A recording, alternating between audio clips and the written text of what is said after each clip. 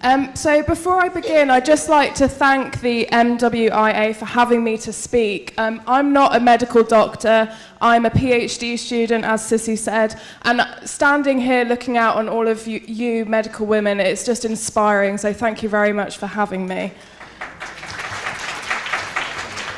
Okay, so this afternoon I'll be giving a short history of the British Medical Women's Federation.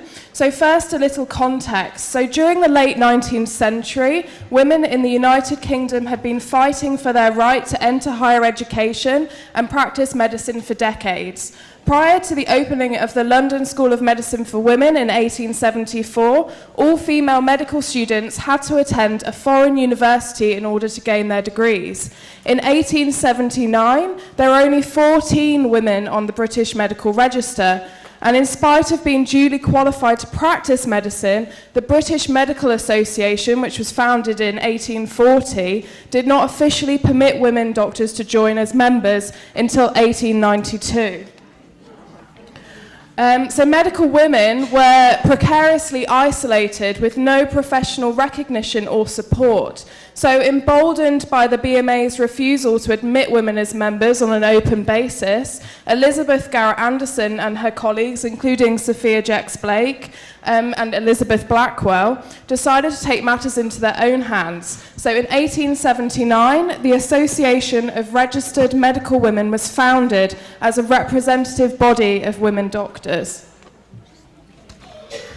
So the ARMW provided medical women with the opportunity to share knowledge and expertise and create professional and social networks. This combated their isolation and ensured that their voices were heard and their interests were represented. The association held annual and later monthly meetings for its members, which typically included the sharing of papers on a variety of medical subjects and the discussion of interesting or difficult cases. Members would often actually bring their patients along to the meetings in order to establish a differential diagnosis or to showcase their satisfactory recovery.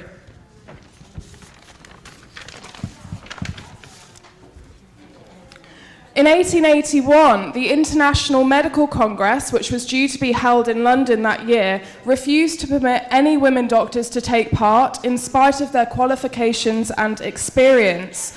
So one of the first resolutions of the newly formed ARMW was to send a letter to the organising committee to argue against this decision. They protested that, quote, "As there are now the names of 25 women on the English Medical Register, all of whom are practicing medicine, the interest of medical science will be best served by excluding no one on the ground of sex." Despite the association's best efforts, the organising committee refused to change their stance. So this photograph taken at the conference in 1881 says it all. Now, I think we'd all agree that the photo taken yesterday would be much more interesting to look at. That's just all men.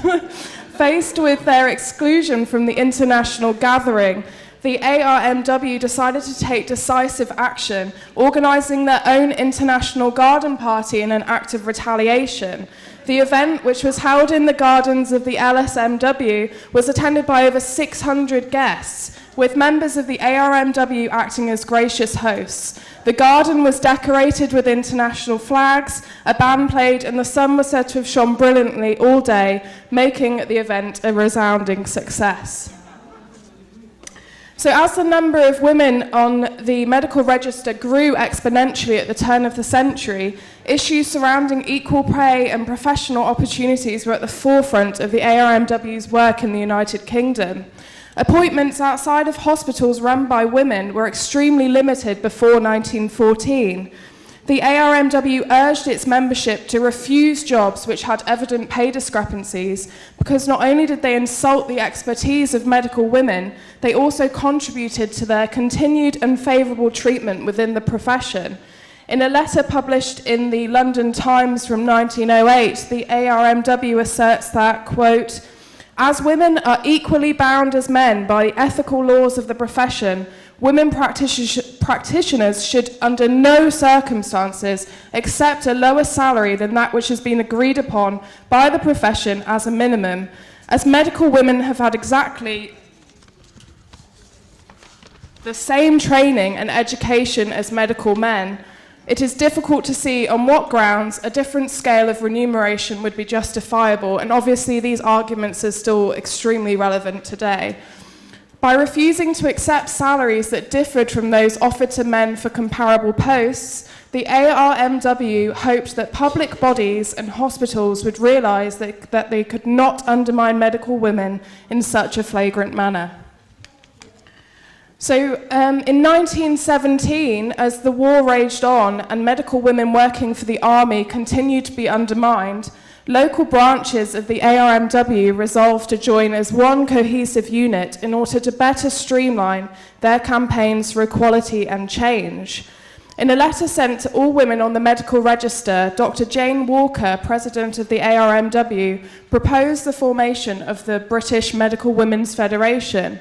Walker asserted that, quote, "The work of medical women is becoming daily more needed and more appreciated, and in view of the call on the whole profession, it is felt that every means should be taken to organise such work in the interests of medical women, of medical men, and of the nation as a whole. It is earnestly hoped that every medical woman will join the association because it will be looked upon as a responsible professional body, able to voice the opinion of medical women on matters of public policy. The stronger the organisation, the more useful it will be." So 3 years later, Dr. Jane Walker started to think about the possibility of collaborating with medical women from across the globe. She believed that an international association of medical women would be of great benefit to the profession as a whole. Walker set up a subcommittee to organise the International Association and wrote to Dr. Esther Lovejoy in December 1920 to share her brilliant plan. So she wrote, "Dear Dr. Lovejoy, the MWF in Great Britain has been approached by various sources and urged to call a conference of foreign women doctors with a view of founding an international association of medical women. Now, anyone that knows the history of the MWIA will know that it was founded in 1919. So unbeknown to Walker, the Medical Women's International Association had already been founded, and unfortunately no one had remembered to tell the British MWF. So that was a little bit awkward.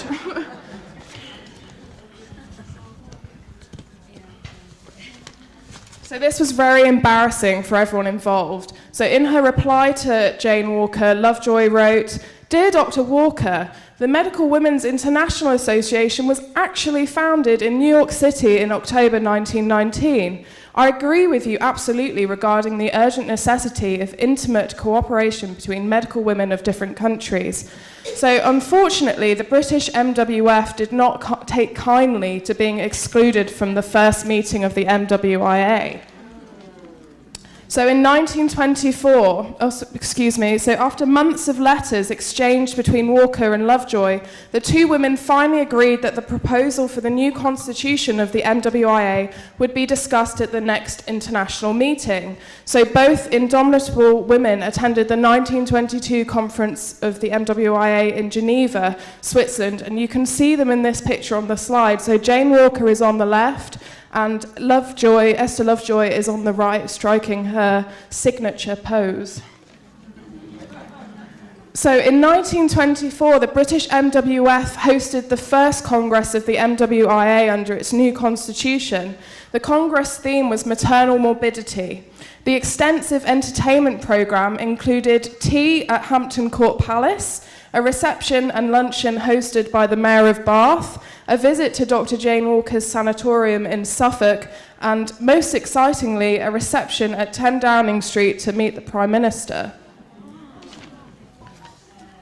So the Congress was a resounding success, and whilst members of the British MWF hosted around 300 delegates from around the world, they managed to keep up their professional duties too. So this is a quote. So it says, "The overseas guests felt quite fatigued with the energy displayed by the British hostesses, not only on account of their generous hospitality, but the fact that many continued with their daily professional duties during the conference.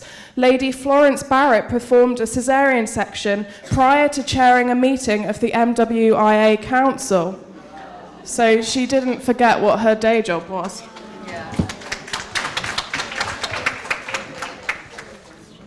So in conclusion, the British MWF has a long history of campaigning for the rights of women doctors from 1879 to the present day. Founded by the first women to qualify to practice medicine in the United Kingdom, the Federation's mission has been passed down from one generation of medical women to the next. Dr. Jane Walker and Dr. Esther Lovejoy were pioneers committed to establishing an international association of medical women.